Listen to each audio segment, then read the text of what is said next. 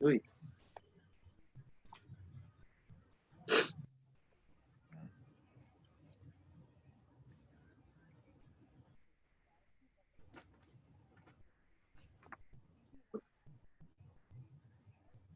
Hopefully, the one thing I can say, I don't gotta turn on the interview voice for y'all because I whenever I give interviews for like all like the news network and stuff, I turn on the proper wifey. Oh, there you go. Now I can just be me now. That's right. We want you just to be you. Ladies and gentlemen, we are live here on Sports Serve Neat, broadcasting from this beautiful bunker I have here in Oxon Hill. My name is Charles Yunga. I taking care of you guys today along with a tag team partner. Right next to me is Marshawn Powers. Say hello, Marshawn. What's the deal, everybody, man? I ain't got nothing to drink today, man. I got my guy in here, so I'm kind of doing the sober thing. I got a bottle of water in honor of our special host, man. I had to get this guy to come on big time, man. It's funny how I was introduced to this guy, man.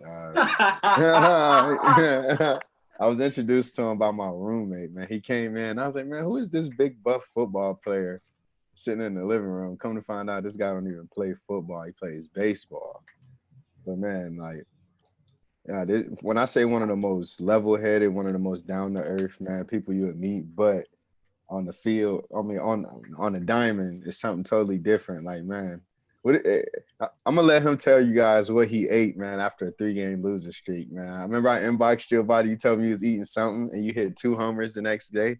Oh Like, yeah. this guy So, was, ladies and gentlemen, this is Maxwell Coates. He is yeah, a stud player for the University of Maryland baseball team. We yeah, have deemed him today the people's champ, as yeah, man.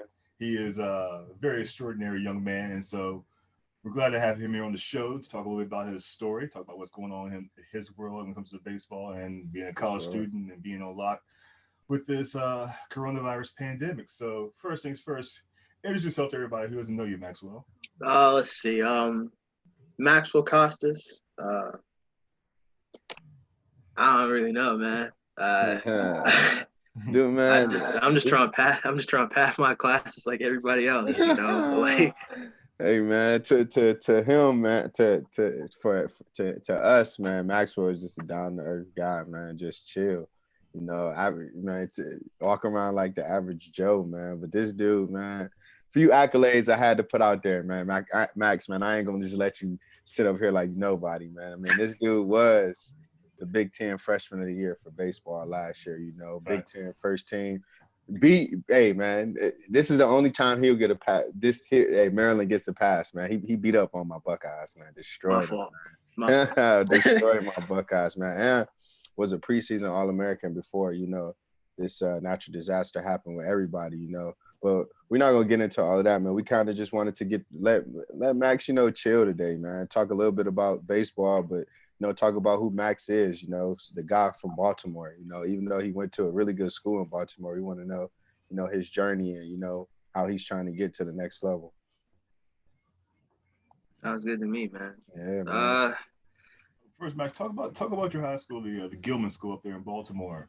What was your experience like there when it comes to being an athlete? What sports did you play in high school? What kind of classes did you take? so I was a 3-sport athlete in high school. Actually, I played football, basketball, and baseball. And I'm gonna tell y'all some stories about football because the football ones actually really funny. But Uh, going to Gilman, there were only 95 kids in my graduating class. Wow. It's only 95 of us, and there was like my senior year there were like 400 kids in total. So like, one of the things I'll say is that we all knew each other. Like all the kids, like all the athletes, we all did and played different sports. So most of us would end up playing at least 2 seasons together. Um, I'll say like I had probably the defining moment in my life at Gilman because when I went to public school in Baltimore City, I honestly like whenever I got in trouble, and I got in trouble a lot when I was in elementary school and stuff, it was because I was bored. I was in the third grade with like a ninth grade reading level, and so I would get all the work done, finish all the work, and just be sitting there bored. And when I get bored, I get destructive. So I remember probably one of the first things that happened was that my fourth grade teachers would go and send me to classes with the eighth graders, and he would sit there. I would just have to sit there and come back to him and tell him what was going on in class. And when I went to Gilman, I had been so used to just being able to half-ass things and get A's on it. The first paper I ever wrote at Gilman, I went to Gilman in sixth grade. The first paper I ever wrote at Gilman, I got 56 on it. Right, I got 56 on it, and I feel like that's like the moment that really defined like who I am now, because I remember after that thinking, okay, like I know I can do much better than a 56. So I actually started going to talk to like the teachers and stuff. I would go and get extra help. I actually like put effort into my work. And the next three papers I wrote, I got like 94, 97, 95. And I feel like that's really what set me on the path to like, becoming who I am now, this like very like disciplined, very like, straightforward type of person. And so like I know I make a lot of jokes about going to like a school like Gilman. In fact, right before we came on, I said that Gilman is the most trust fund Vineyard Vines, and my father will hear about this type of school as there is. But I can say that I still talk to all 95 kids in my graduating class. All of us are really close. All of us are still good friends. Heck, my best friend, I was telling y'all, goes to Stanford, starts a defensive end for Stanford. Me and him are like this, And I'll definitely say like going to a school like Gilman and coming from the background that I do, it really opened my eyes to what life could be. Not necessarily like being like, wealthy, living in like, the mansions that were in place around that school. I'm not even gonna call them mansions. They were castles. Some of the houses around Gilman are castles. But I guess it opened my mind to like a worldview type of mind. I remember my sophomore year, we took a class called European Civilization. And one of the units during that class was talked about philosophy. Like we studied a lot of like philosophy from like Western philosophy and Eastern philosophy. Like we studied like Nietzsche, we studied Confucius, we studied I forget the French dude's name. Wow, I'm wow, I'm blanking on this right now. Voltaire. We studied like all those, and I got open to a lot of different ways of thinking, like a lot of different ways to see life, a lot of different ways to like have some perspective on how I'm living. And I think I remember 2016 was the best year of everybody's lives. Let's just put that out there. 100%, right 2016 was the best year. It was okay for me until October when my Indians got robbed by the Cubs. But yeah, for the most part, man, other than that, it was a pretty good year, man. So right, and I feel like that year was kind of like when I really started to like think about how I was living and try to focus more on becoming like not necessarily like this perfect individual, because perfect doesn't exist, right? Everybody has problems, everybody has little faults and discrepancies about their character, but I would say becoming the best version of myself that I can. And so yeah, like getting to go to a school like Gilman, I wish everybody could go to a school like Gilman, because I didn't necessarily learn like math and like writing and stuff, even though that was involved. I feel like going to a school like Gilman taught me how to think. Not necessarily one way of thinking. It taught me like how to perceive the world around me. And one of the things my dad has always said was that true education is being able to talk to anybody. Right? So getting to go to a school like Gilman and then coming from the background that I do, I feel like I can talk to anybody. I feel like I can talk to the kids down on the corner, and I feel like I can go talk to people in some ballroom wearing fancy dresses and stuff like that. They going to a school, it gave me like the confidence to know that I can exist and thrive in any environment. Man, so Did that play a role in you picking to go not even 45 minutes or hour down to College Park? It's kind of it fit the kind of characteristics of what you already dealt with at Gilman School. Yeah, right. So most people don't. I actually got into Princeton. I got Really? into Princeton. Time out. You got to Princeton as well? Yeah. Oh man, that's pretty cool. I got into Princeton, and I, to this day, the administration, because the administration at Gilman loved me, because I would during free periods I would always stop in just to say hi to them. And I remember when I chose to go, when I said I was going to go to Maryland over Princeton, everybody was like shocked, and the reasoning I have behind that was, I guess better baseball, because I wanted to play baseball, but going to a school like Gilman, I feel like if I would have gone to Princeton, I would have had 4 more years of the same thing. Right. When I got to Maryland, I have friends whose parents are garbage collectors. I have friends whose parents aren't even really in their lives. And I feel like going to Maryland would have been a better education for me.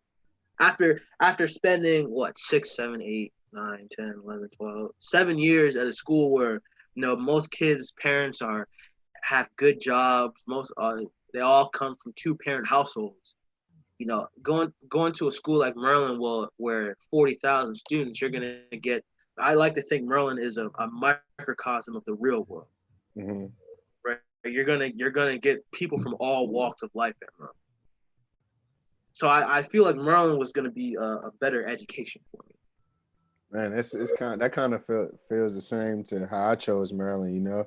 It's crazy because I'm not from Maryland at all. I'm from Cleveland, where I am right now during this break. My dad is from Lorain, Ohio, actually. Your dad? Oh, your dad. Hey, your dad. Actually, your dad like the Browns? Yeah.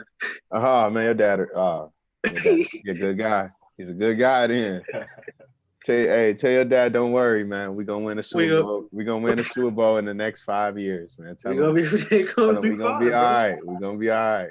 But anyways, man, just coming from Ohio, man, where you see the same type of people, man, same type of people as me to come from single parent house homes and all like that. When I came out to DC just to visit somebody, just to visit DC. Never been there. Never was the kid that went on a 4th grade road trip to DC to see all the monuments like that. I never was able to do that. So when I went and I drove past University of Maryland, something in me just was like, man, you're going here. This school fits you. I didn't meet any people, didn't see anything I just drove past and just seeing how big the community was. It just felt right. It just felt like that type of community is pretty dope. And, it's clear because, I've met not only Charles, but I've met you. And I met you in the most weirdest way. And here you are, one of the, faces of Terrapin Sports. I'm going to get credit where credit is due. But, that just shows you how humble people are, around campus, then how people come from all walks of life, It just, you gotta be genuine. It's a beautiful thing. Genuine if you're genuine, it becomes a beautiful thing, So Maxwell, talk about I picked the same way about coming to Maryland as well, because I felt like this is a huge blend of different backgrounds. It's you can go to one place where it's all one person, all one type of people, but you go somewhere like Maryland, it's smorgasbord of culture here. So, but let's talk a little bit. Let's get a little bit about baseball here. Oh boy. Oh boy. I'm not sure how you my generation of baseball is when I was a kid. I'm a Braves fan. You can tell from the hat. So I grew up with Smoltz, Mags, Glavine. Then it came around with Andrew Jones and Chipper Jones, stuff like that. So who were some of your guys watching growing up when it comes to the game of baseball? It's man, this is a tough one. My first real memory is going to an Orioles game. Actually, I remember that was back when Miguel Tejada, Rafael Palmeiro, Melvin Mora, all those guys were growing. And it's I don't necessarily have. I don't really think I have any favorite players or guys that I kind of try to model my game. I feel like I'm just a fan of the sport. I try to pull from everybody.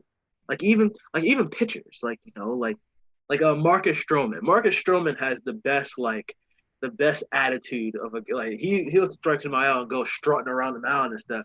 And I'm like, man, that's swagger right there, right?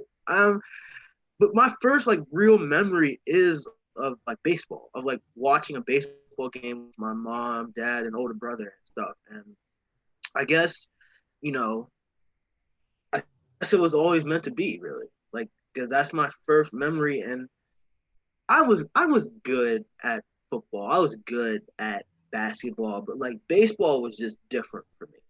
And I think that's something else that we could talk about later. Like I want like one of the things like when it came to baseball was like, cheats. Like playing baseball kind of saved my life. You know what I'm saying? When I think about it, when it was like in terms of like mental health and stuff like that. But like I said, we could talk about that a little bit later. Who's the first MLB player that you can remember that you met? Like that just he was like, man, I'm so glad I've been able to meet them, or that it could be recent. Man, Adam Jones. Okay. Adam Jones. Adam Jones. He was like the first, like, cause I had met some like professional baseball players when I was little, but that was like the first one that really like I can really like remember being like cognizant of what was going on. You know what I'm saying? Like, all right, we can. If y'all want to talk about baseball, let's talk about baseball. Baseball is a hard sport to play when you don't come from a very socioeconomically well off family. Because you got to do a lot of traveling and stuff. Like you got to do a ton of traveling. You got to play in front of like scouts and it's kind of like, I never went to like any of these like camps, never went to any like showcase tournaments really, right? I mean, I'm like, you guys ever heard Perfect Game? Yeah. Right. So I've never been to a Perfect Game tournament. Never went. I never went to any of those big tournaments in Florida or California or Texas, any. In fact, the only baseball camp I ever went to was a Maryland baseball camp.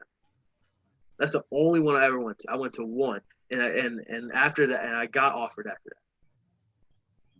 that. Man, that's pretty cool, man. So I remember I remember after my junior year of high school, I actually was gonna stop playing baseball. I was gonna stop because I had come to a point, where I wasn't enjoying baseball anymore. And it wasn't even the fact that I wasn't enjoying baseball. I guess I wasn't enjoying the people I was around. Having to play with like, kids who were really like selfish. The kids were like, all about themselves. There wasn't really any like I can't speak camaraderie with the team. Not my high school team. Yo, I love my high school teams all throughout was playing. I guess like my summer team, Mm-hmm. And like the kids would be like arguing with their parents and cussing with their parents and stuff. And I was sitting there like, man, like is this what the future has for me in baseball? Like I'm gonna have to deal with this all the time, Like I wasn't like loving the game. And this is actually how I met Adam Jones. So there's this thing called RBI, which is returning baseball to inner cities. I don't know if you guys ever heard of it or not. But and RBI is basically like the Little League World Series for like poor black kids. That's the best way to say it. So I remember it was like my dad had a friend who coached an RBI team, and my dad's friend called him up, was like, yo, like we need some players, like, if your son ever want to play, we got a spot for him. If he can, whenever he can come to the games, just let me know, right? And so I went and played a couple times, and first of all, so the RBI team that I was playing with was actually where I first started playing baseball. Wow. Right. And I got to play with a lot of kids that I grew up with.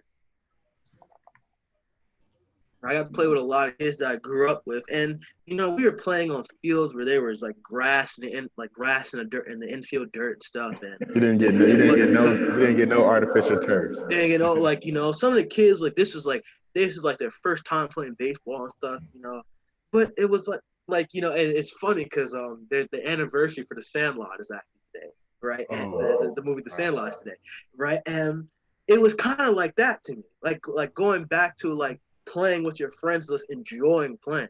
Mm. And I remember I got asked to play for the Baltimore regional team. And I remember we were the first Baltimore regional team to ever go to the RBI World Series. Wow. Right? And when I think about that, that like 2.5 week period, first of all, I think that might have been the greatest 2.5 weeks.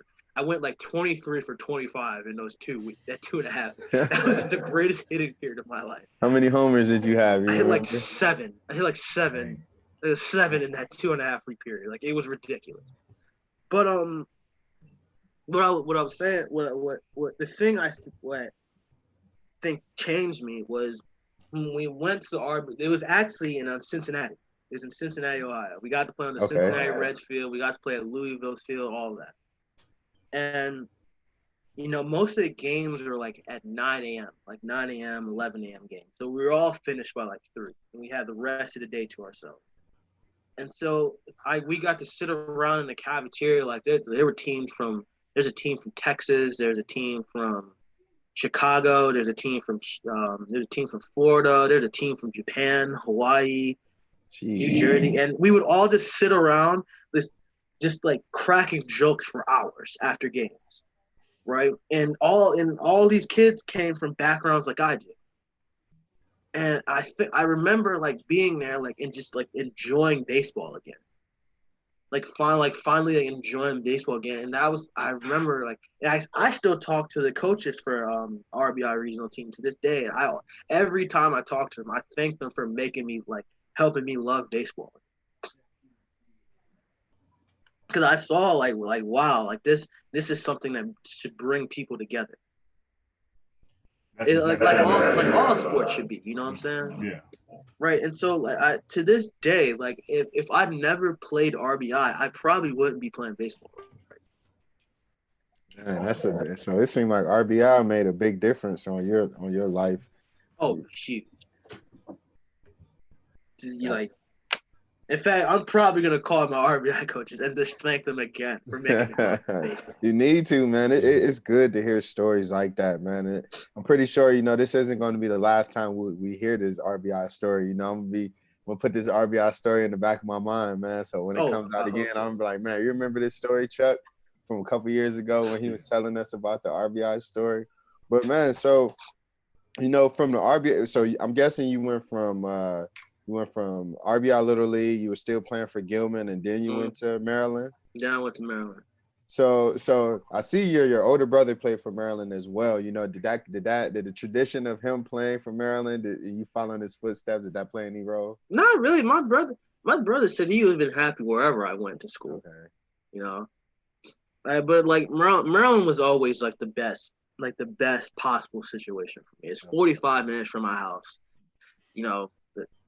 45, an hour and a half of traffic, but that DC traffic. But it's far enough that like my mom is not going to pop up on a random Tuesday night, but like it's close enough that she can get to me whenever she needs. Exactly. And my mom and dad can come to games and stuff, and it's like I actually I know like a ton of kids that come from this area that go to Maryland.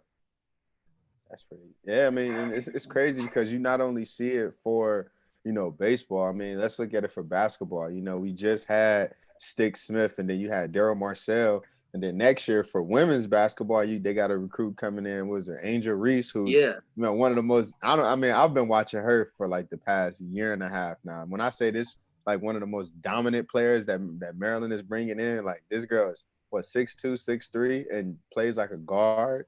She's dominant. So I mean, and I have a friend that's from Baltimore. One thing she always tells me is, man, some of the most hungriest people come from Baltimore. Exactly. And before I moved to Baltimore, Baltimore had a bad name, and I even kind of gave it a bad name because y'all stole my team. The Ravens, y'all stole my Browns. But I took an African American history class, and it was a focus on Baltimore.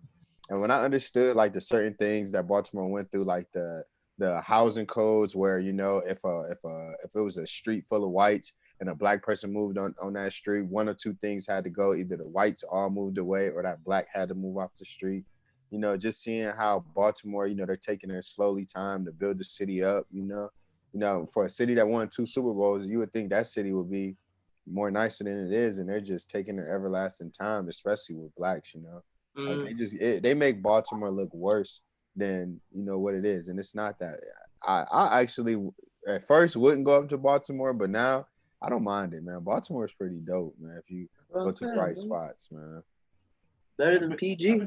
I've been to Baltimore. I don't know that. I don't know, man. PG is a little bit more bigger. PG a little bit more bigger, man. I live in PG. It's all right. I'm from Ohio, man. I know Baltimore got good seafood. I give you that, man. Right there on the harbor, good crab. Some crab cakes, Marshawn.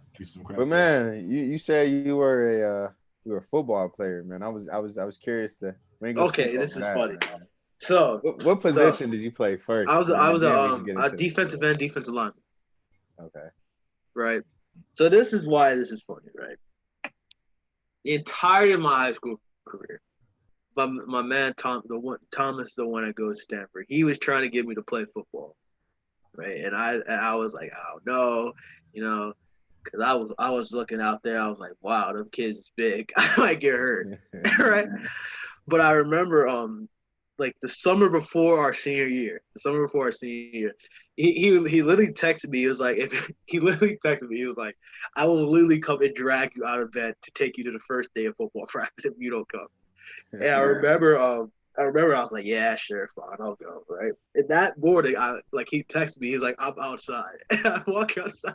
He's out there ready to drag me to practice, right? And I remember, that might have been like the most fun I had, because our seat, like we had 9 seniors going both ways, right? And wow. And you know, the year before, like my high school was usually known for having a really, really good football program, and the year before we were like 1-9. Sheesh. 1-9 the year before, and this year, everybody once again written us off like we were gonna suck, yada yada.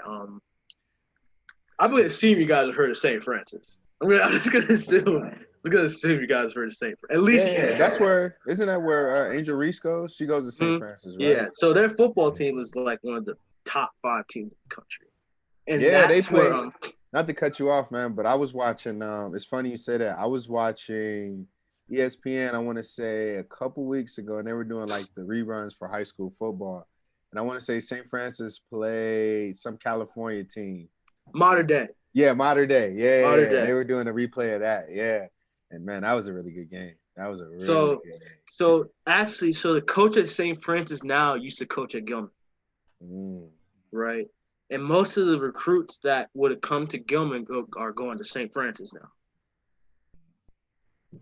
So, you know, I remember it's so weird how that turned out, because I remember that whole season was just like we were just getting like a win here, get a win there. Like, and I remember the turning point of that season was we played on Calvert Hall. And Calvert Hall was the week leading up to that Friday, every paper in the entire state said they were about to blow us out by 42.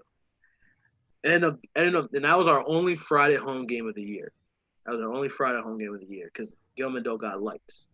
Something about the neighborhoods don't want the lights on during it. I don't get it, bro. But we ended up winning 35-28. We upset them, rushed the field, anything. And after that, we go on to the rest of the season, and we come to our rivalry game. So going into the rivalry game, we had to win to get into the playoffs. Had to win. And we were away that year. The year before, the McDonough who's our rival. They beat us 42-6. Right. So we come to their place, beat them 24-21. Wow. Get into the playoffs. And so we're all on the bus ride home. Thinking, you know, we're going to be the 4 seed in the playoffs, going to play St. Francis, and we're probably going to get knocked out in the first round. End up getting the 2 seed. and playing Calvert Hall again to go to the championship. And then everybody was like, okay, this is when Calvert Hall is about to beat them. Gilman got lucky the first time, yada yada. They ended up winning 49-17. Right? 49-17. I had 4 sacks that game. Jesus. Right. And the only reason I did, because my man Thomas was opposite of me. And teams would always game plan for him, and I would just eat. They didn't know how big. They didn't know what was on the other side, man. You 6'1", man. How you stop? And I just ate. But like looking back on that, like I'm so glad I played. I think, playing other sports makes me a better baseball player. It definitely does, because playing basketball gave me vision, I would say. Like the ability to like see everything happening on the court, the ability to see like where things could progress to, like how to find open lanes and all that stuff. Football just teaches you toughness. It does. Like it teaches you toughness. It teaches you like toughness of like body and of mindset too. Right. And I feel like all of that just made me a better baseball player. So out of the 3 sports that you played, you played baseball. I mean, you're playing baseball now. You play football and basketball. What would you say is the toughest out of 3 that you've played? Probably basketball. Basketball is the toughest. Wow. Why basketball? I don't know. Like baseball and football came easier to me. Basketball just took a little bit more for me to learn. Man, you would think. I don't know. I would think an 80 to 90 mile fastball would be pretty hard. Like don't get me like hitting a baseball is the hardest thing to do in sports. I will hear nothing about that. But I guess, it's just what I'm good at, Like hell, I'm holding a baseball bat right now. I'm giving this. I mean, we could tell you good. Max, it's okay, man. I know it was one game. I followed the if I didn't get a chance to make it to a game, I always followed the Instagram, Twitter feed. And it was one game this year. I forget who it was. Max, I knew you was feeling yourself because you bat flip, bro. Oh yeah. Max, that went feeling himself. That went viral. That went viral online, bro. That went viral. When I seen that bat flip, that went viral on Instagram. I seen that bat flip. I was like, oh my god, Max. I was like, yeah, he feeling Jose Bautista style bat flip. We just threw it like that. I literally just No, everybody talks to me about that. Y'all gotta understand what happened leading up to that. All right. So we were playing Bryant. Bryant, and we had won the first 2 games, going for the sweep on Sunday. And the kid led off top of the first inning, lead off home run. Right, lead off home run. We go down to the bottom of the first, down 1-0. Get our first hitter out, get our second hitter out, and I'm walking up to the plate, and that I walked a lot that weekend. I walked like 5 times that weekend, and I was coming up to the plate, and they were all like hyped because they got our first 2 hitters out, right? And they were like, "Yeah, let's get him, let's get him, get a couple more runs. He just wants to walk anyway." Right, everybody on the bench was saying that, and I think it was the 3rd pitch of that bat. The funny thing about it is everybody talks about the bat flip. Nobody talks about the fact I was staring into their dugout while I was locking down the line before I started running. I gotta watch you, man. You a bad man if you're doing stuff like that, man. Right, and the funny thing is somebody commented on the Instagram post saying I should have got hit the next at bat. And everybody else was like, they were like, yo, if you hit a ball that far,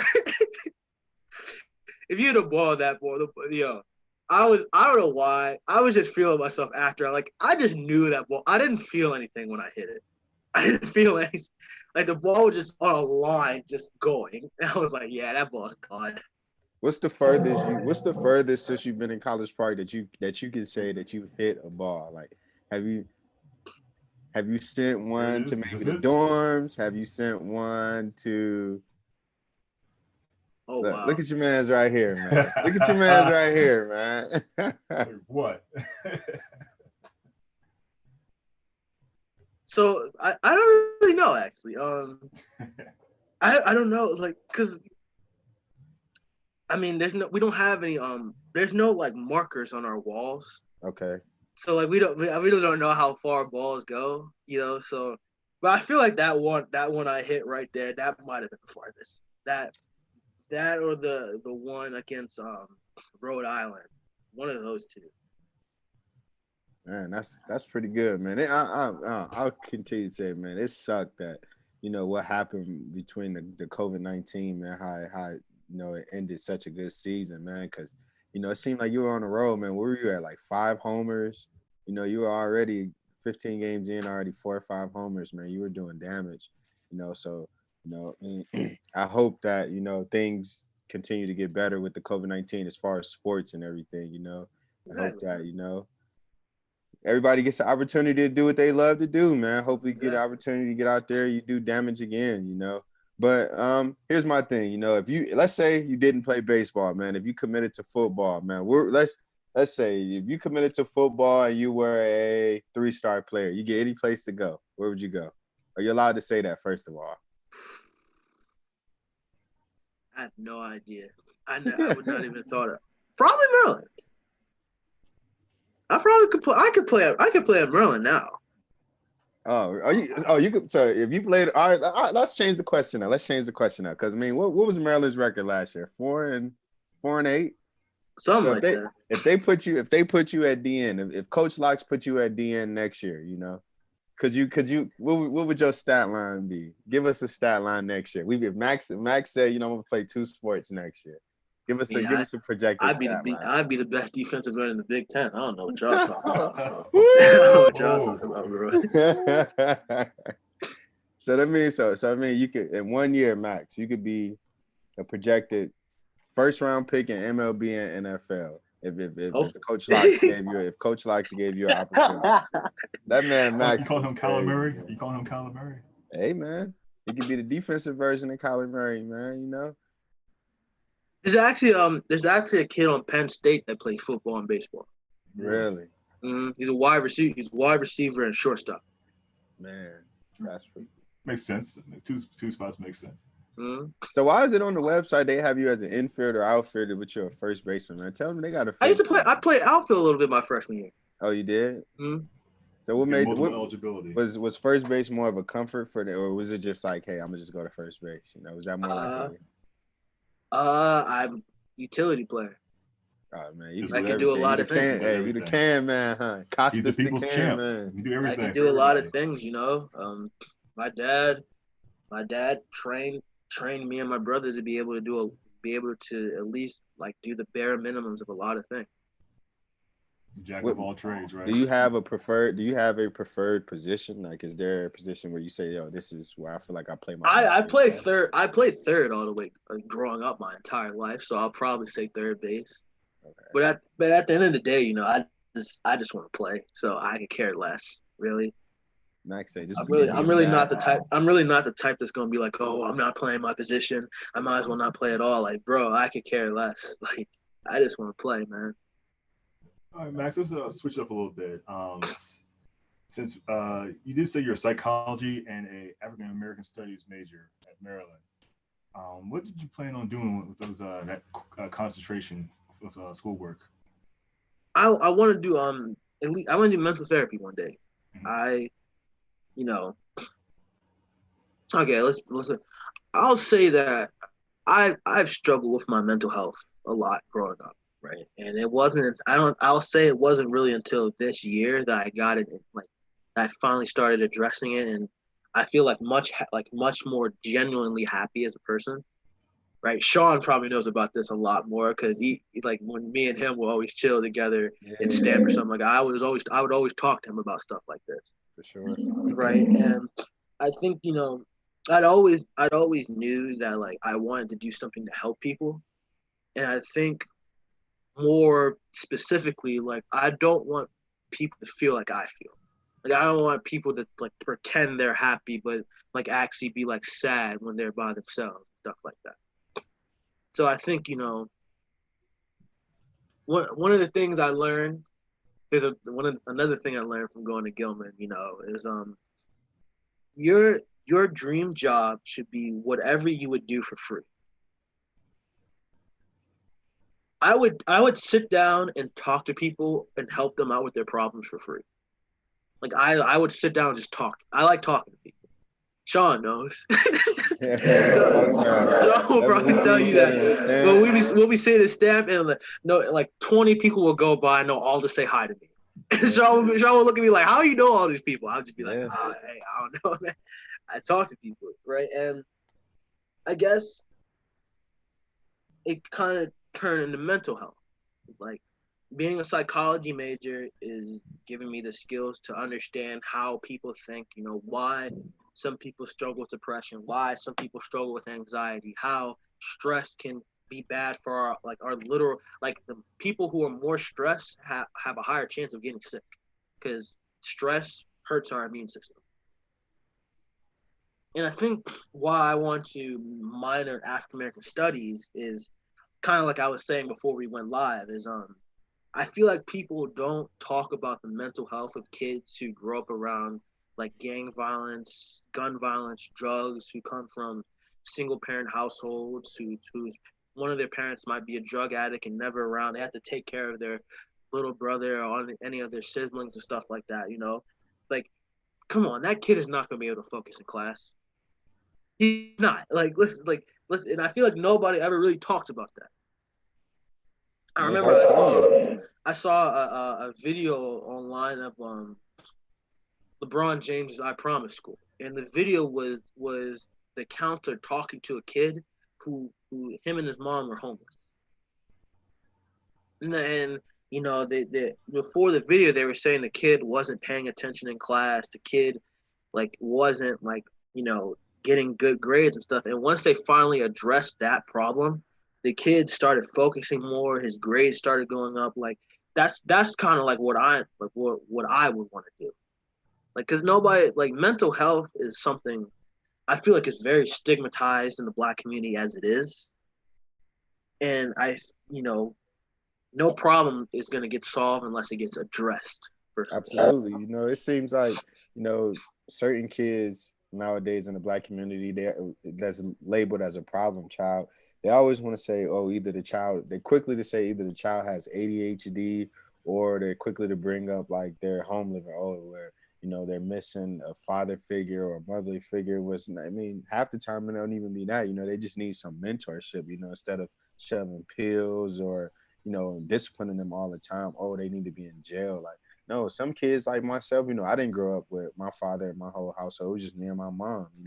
But at the end of the day, I figured certain things on my own. I figured out what things work best. And what I know that works best and what I know will probably relate to kids nowadays is, instead of disciplining them with, physically or throwing them in jail, how about you mentor these kids, guide them the way, it, it's a lot of kids out here that's blinded, that don't know the way, that don't know how Mm-hmm. to act the American way, that don't know how to act the way that society wants them. And I feel like if you was to be able to guide them and mentor them, you'll have a lot more success stories than black on black crime, killings, and things of that nature.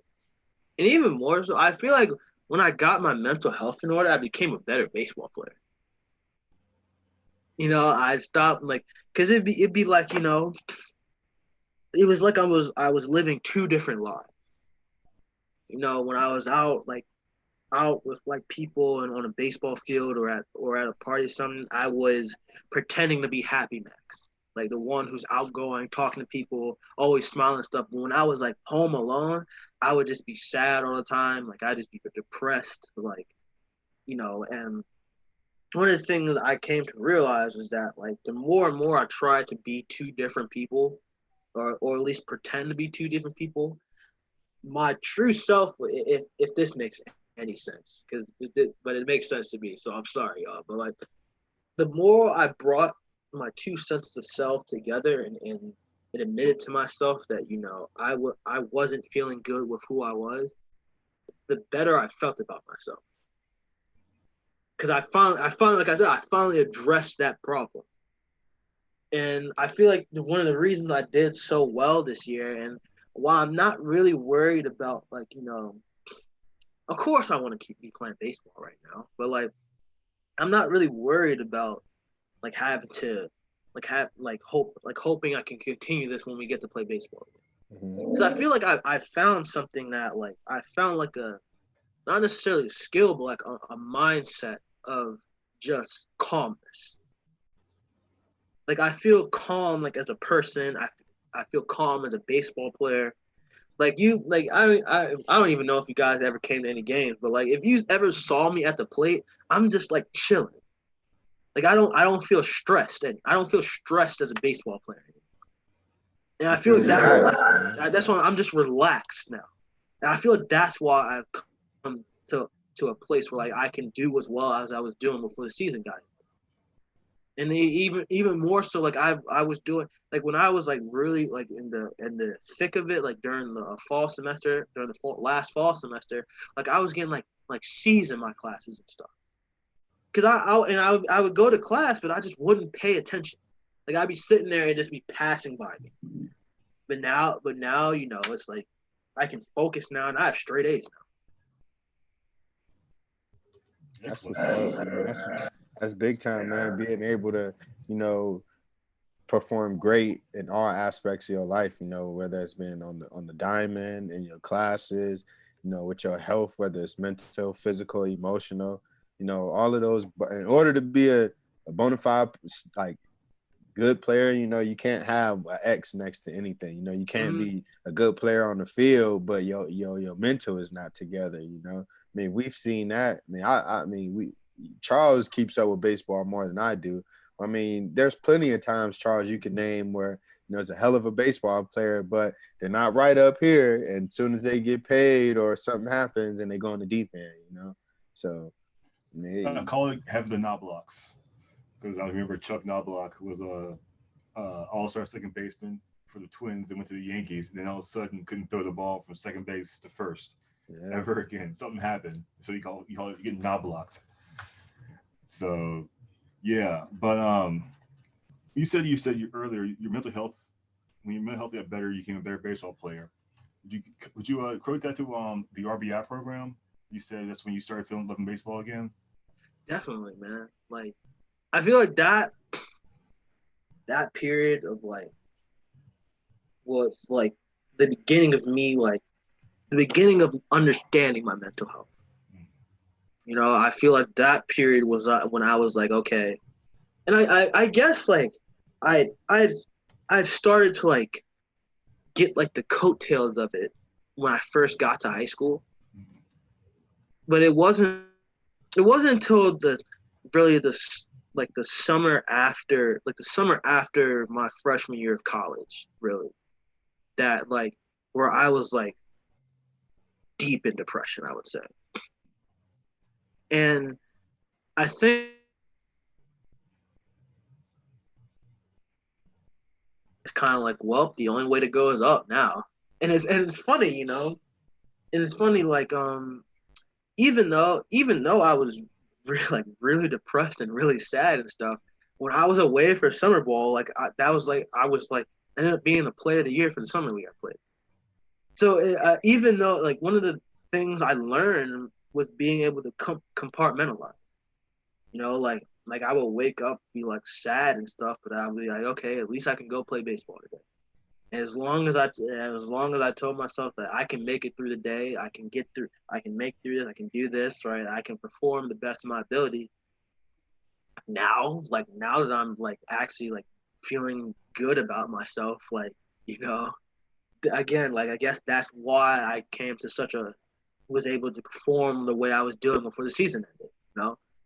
I was able to finally during that summer, I was able to put things where they need to be, even though I woke up wanted to throw myself off a bridge. Hey, I can go play baseball today. I can go perform today. That's Right, and now it's I enjoy all the aspects of my life. I actually enjoy going to talk to people again, going out and going out and playing baseball and being with friends. I enjoy all that stuff now. And I think, one of the things it's funny is that even though I'm cooped up in the house, not being able to see my friends, one of the things that I knew my mental health was getting better was when, like, you know, I'm alone in this room and I can't go see my friends, but I still feel full. You know what I'm saying? Like, I don't feel the need to have to talk to somebody. I don't feel the need to have to get energy from other people to feel good about myself. Like, I'm cool just laying here listening to music on the speaker right here. You know what I'm saying? Like, Hey man, you gotta send me that card workout you've been doing, man. I've been seeing you've been doing something with the deck of cards. oh, the deck of cards. Okay, so this is cool. This is cool. So, and this is for anybody listening who needs to work out at home. So, a deck of cards. Every suit has an exercise, right? So for me, it's like hearts are push-ups, diamonds are sit-ups, clubs are jump squats, and spades are burpees. And you basically just shuffle the cards, and like you give yourself like a time in it. So me, I give myself 15 minutes. You try to go through the entire deck in 15 minutes. Wow. 15 minutes. Listen, you're a professional athlete. Yeah. I might need You know about what I'm saying? 45. Yeah. I might need about, let's add another 30 on that. I might need about 45, but you know what I'm saying? Like, you know, and I haven't been able to get it under 15 minutes yet, but having the time limit makes you have to do everything like fast and like do it like you can't take no breaks. no, I understand, man. See what I'm saying? That's a big challenge right there to be able to, you know, set a goal for yourself. I want to get this under 15. And then when you do get to 15, okay, can I add another 30 seconds to it? Or how can I get it, you know, challenge yourself then? So no, I definitely was checking that out and was like, man, that could be something. And, you know, I got a couple like I said, I've had to get creative with how I work out. So I took some of my old my high school textbooks and I'll put them in my book bag. And I'll put them in my book bag and run hill sprints with the book bag. All right, we got about 8 minutes left on the show, so we're gonna lighten up a little bit here. Maxwell, you have a pretty interesting social media. Your Instagram, I started following you this year.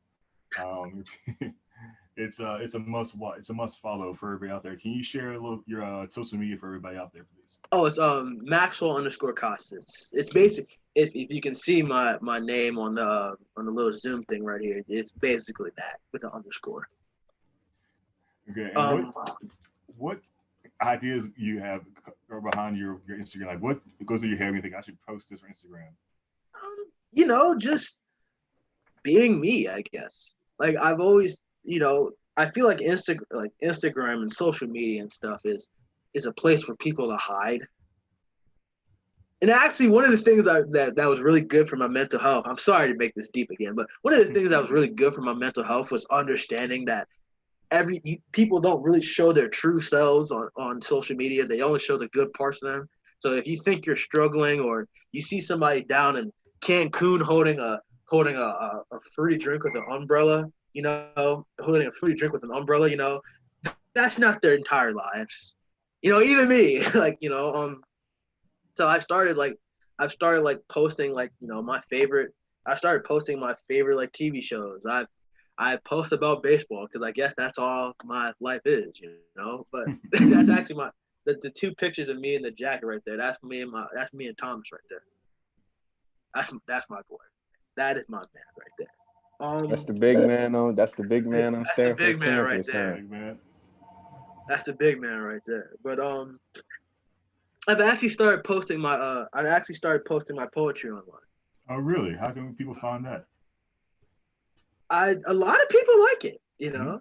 I feel like I want to write a poetry book because I needed something to get me through those 8-hour bus rides to South Carolina. So, like, I've just started writing, and like that also helped my mental health, you know. And I guess coming to terms with the fact that like I'm a goofy, down to earth individual.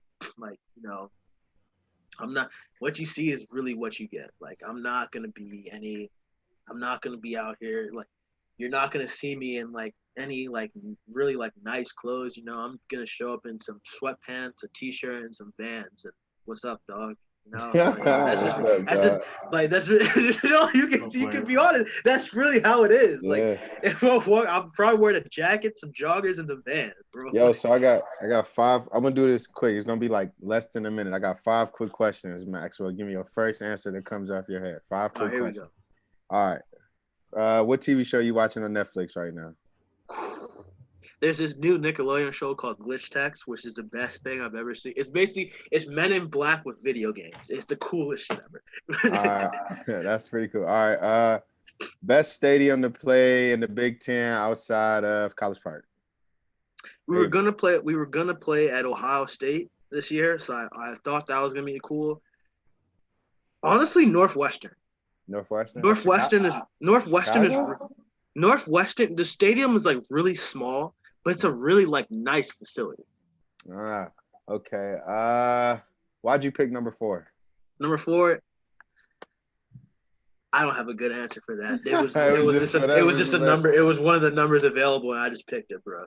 Okay. Who would win a home run derby between you and your brother? Ooh. Might be him. I don't have home run derby power. I'll be completely honest in saying that. Like, if you ever came and see me take BP, I just literally just like line drive singles everywhere. I have in-game power. Honestly, like my power only comes in-game. I'm gonna be honest. Okay, and then am I mistaken? You watch anime, right? Love anime. Love Big anime guy. Favorite anime show that you could just if you only had to pick one anime show to watch for the rest. Let's say quarantine. Knock on wood, that quarantine is not for the rest of the year. But let's say if quarantine was for the rest of 2020, and they said, Maxwell, you only got one anime show to watch for the rest of the year, what would that show be? Naruto. Not even a question. Naruto is the best.